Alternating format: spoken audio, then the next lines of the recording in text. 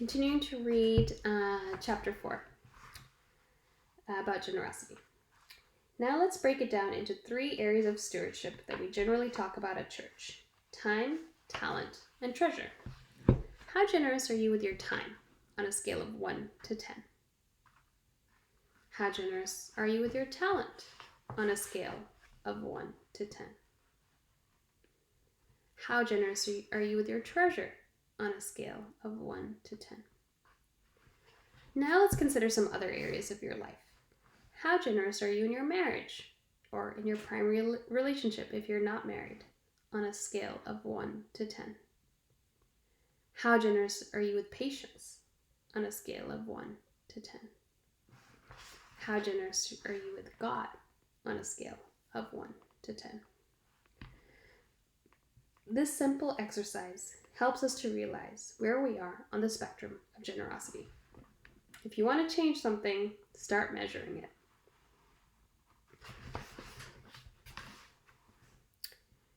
Is God calling you to live more generously? I've never asked this question and heard no as the answer. Every time I ponder this question, God challenges me to a greater level of generosity. Not because he wants me to give all my time, talent, and treasure away to others, but because he wants me to live a free and happy life. The happiest people I know are the most generous people I know, and they seem free from the things of this world in a way that is to be admired. Every time I think about how God is challenging me to live a more generous life, I think about the money I spend on frivolous things that I don't really need, and the time I waste just being lazy. All this brings me to the realization that God is not calling me to give up something that is essential to my welfare or the welfare of my family. He's just asking me to generously dispense a portion of my excess. But still, I'm resistant. Are you resistant to the generosity God is calling you to? This is one of the baffling parts of the spiritual journey. At every step, God leads us into a better life than we were in before, filled with more joy and freedom and happiness. And yet, we still resist his every next step. So, what's holding you back from being more generous? Is it real or imagined? What's holding you back from being more generous with your time? What's holding you back from being more generous with your talent? What's holding you back from being more generous with your treasure? Pause for a moment and really ponder these 3 questions. My experience has been that when we sit down and really think on these questions a little, almost everybody aspires to greater levels of generosity. The problem is, life gets in the way. The demands on our time, talent, and treasure are enormous. Nurturing relationships requires endless amounts of time. Unexpected financial needs and dilemmas always seem to be popping up. It's not that people don't want to grow in their generosity.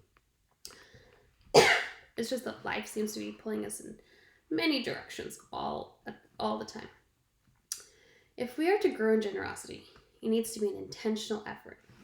Life is so busy and distracting. We're not going to just stumble upon greater generosity.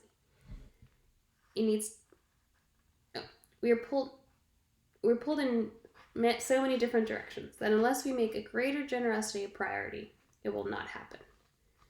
In many ways, generosity is the external proof that the gospel has taken root in our hearts. It is a lie to say that we love God if we do not love our neighbor, and generosity is at the very core of that love of neighbor. A Christian who is not generous is no Christian at all. The gospel challenges us in ways that are difficult but profound. Time and time again, we are called to give something up, but only so that we can become more perfectly who God created us to be. It's just one of the ways that Christianity invites us into a paradox. It is by giving that we receive, and even more so, it is by giving that we become. Money, a starting point. How do you feel when you read the heading of this section? What was your emotional response to these 4 words? We tend to have a very strong emotional reaction to money and talk of money. So much of our hopes, fear, security, and identity can be affected by money, and so we tend to be on high alert around the subject. There's also a powerful connection between money and spirituality. When it comes to generosity, money is either a starting point or a stumbling block. If you're not generous with your money, you will not be generous with your heart. In this way, it's incredible how powerfully our attitude towards money can affect our relationships with our family and friends, and of course, our relationship with God. If we really want to help people grow spiritually, it is essential that we help them develop a healthy relationship with money. In fact, until we help people develop a holistic approach to money in their lives, we will never really set them free to give generously the way God invites us to. People who are generous with their money tend to have thought through the financial affairs of their lives. Thomas Aquinas wrote, "Grace builds on nature." In the area of money, we all have a living and breathing example of this truth. The grace of giving emerges from the very practical work of formulating a budget and realizing what you earn or have enough to be generous with others. The generosity challenge. I had my whole world rocked in this area one Sunday afternoon many years ago at a retreat. The priest leading the retreat gave a talk describing his own experience of arriving at a new parish that was in financial distress. He dreaded going to the parish from the moment he was assigned, and once he arrived, became increasingly anxious about the financial situation. One day, he called another priest who had been a longtime friend because he just needed to talk to someone about the situation. He had hoped that his friends would console and encourage him, but instead, he challenged him to introduce tithing into the parish budget. "I can't pay the bills as it is, and you want me to give 10% away?" the priest said to his friend. "You're crazy." The other priest said to him, "It seems you trust your money more than you trust God." This stung the priest right to his core, and over the next several weeks, he struggled with the idea. One day, he went over to the church at lunchtime and just sat in front of the tabernacle for a long time. Finally, he decided that he would lead the parish to become a tithing parish. On Monday, after the Sunday collection had been counted, he went to the bank, opened a new account, and deposited 10% of the collections in that account. Each month, for 20 years now, he has distributed 10% of the parish's income to various charities and ministries and to those in need. Little by little, the people of the parish were also won over to the idea of tithing. Today, that parish is a vibrant spiritual community with excellent facilities and fantastic programs. It supports many ministries locally and beyond and has a couple $1 million in the bank. The priest finished his talk by challenging us to consider tithing in our own lives. I was 30 years old, had been a Catholic my whole life, and nobody had ever asked me to consider tithing. I was convicted as I heard his talk that day. Sure, I considered myself a generous person, but his talk challenged me to examine my financial giving, and what I discovered was that I was not particularly generous with money. The following week, I sat down and calculated what percent of my annual income I had given to my parish and other charities over the past 3 years. The figure I came to was about 2%. Among Catholics, my generosity was better than average, but nothing special. Statistically, when compared with the general population, I was not generous at all. But, and we have many buts in the area of money, the challenge to tithe seemed too much. My financial commitments at the time made it seem impossible.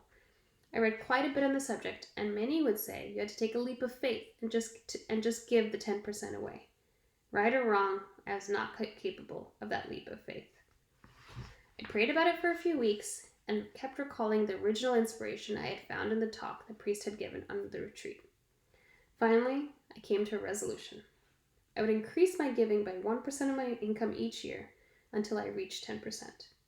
I laid the plan before God in prayer, and I felt at peace. Over the years, it turned out I was able to increase my giving by more than 1% some years. When we reached 10%, my wife and I talked about how blessed we had been and decided that we would continue to increase our giving by 1% each year until it was no longer possible. This is not possible for most people. I am aware that I have been blessed more than most in the financial area. The point is, each of us must prayerfully consider what God is calling us to in this area and set goals for ourselves accordingly. Recently, I read about a very successful businessman who had committed to a reverse tithe. That is, each year he would live on just 10% of his income and give 90% to his church and various other charities.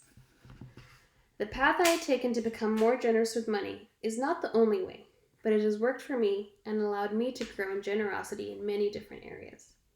By becoming more generous with money, I have become more generous in my relationships and in every aspect of my life. All this is a result of one priest having the courage to challenge me to rethink financial generosity. How much should you give? I don't know. Only you can answer that question. I know that tithing is deeply rooted in the Old Testament. I also know that it is not mentioned a single time in the New Testament. The New Testament's prescription is much more difficult. Here we encourage to give according to what we have. The more we have, the more we should give. And we almost all have so much more than the people of the Old Testament times. I don't know how much you should give, but here are some things to consider. How much is enough? I've never met anyone who had just enough. It doesn't seem to matter how much money we have, we always tend to think we need more. How much would you have to give away to feel it? We tend to give away a fraction of our surplus. The truth is, we never really needed it to begin with. Sacrificial giving goes beyond to a place where our giving actually requires us to go without something. What does God want you to do with your money? Many of us spend very little time thinking about this question, which shows we don't take our roles as stewards seriously. So this is my challenge to you. I call it the Generosity Challenge. Take some time over the next week or two and calculate what you gave to your church, charities, and people in need last year as a percentage of your annual income. Once you have that number, I challenge you to give 1% more of your income this year than you did last year. Furthermore, I challenge you to increase this giving percentage by 1% of your income each year until you reach a tithe of 10%, or until it's simply not possible or prudent for you to give anymore. Goals bring out the best in us. We have goals for everything else. Isn't it time we had some generosity goals? You will be amazed how this proactive approach to giving changes you. Now, rather than waiting until you are asked to give, you'll be looking for opportunities to give. But beyond giving, within this chapter, there may be a greater call for you to have a look at the whole of your personal finances and reassess your relationship with money. Maybe it's time for you had a budget. Perhaps there are other practical money matters that you need your attention in order for you to be a good steward. We don't just stumble into a life of financial generosity. It requires intentionality. Without an intentional plan around money and giving, it's too easy for money to get a grip on us. The most generous people you know. Who are the most generous people you know? Everywhere we turn, there is generosity. The daily generosity of parents and the sacrifices they make for their children. The incredible generosity of our priests, men who give their lives to serve God's people and lead them spiritually. The courageous generosity of all those who serve in the military, and humanity's constant efforts to relieve the suffering of the poor and the marginalized. And still, it's so easy for us to selfishly focus on ourselves. But with every passing day, God is gently inviting us to live more generously, calling us to switch the focus off ourselves and onto others. It's better to give than to receive. Acts 20:35. The more we are mindful of how much we have received, the more we are inclined to look for opportunities to give. God is the supreme giver, and whenever we give, we grow in the image of God, becoming a better version of ourselves and live holy lives. May our love for you express itself in our eagerness to do good for others. This is the opening prayer for Mass from the 20th week of Ordinary Time. Notice the wording. We are not called to give begrudgingly. It's not even a willingness to do good that God calls us to. Far above these, when we are our best as human beings, we are filled with an eagerness to do good, an eagerness to give generously, and an eagerness to help our brothers and sisters, regardless of what ocean or idea separates us. May God bless us all with an eagerness to live generously.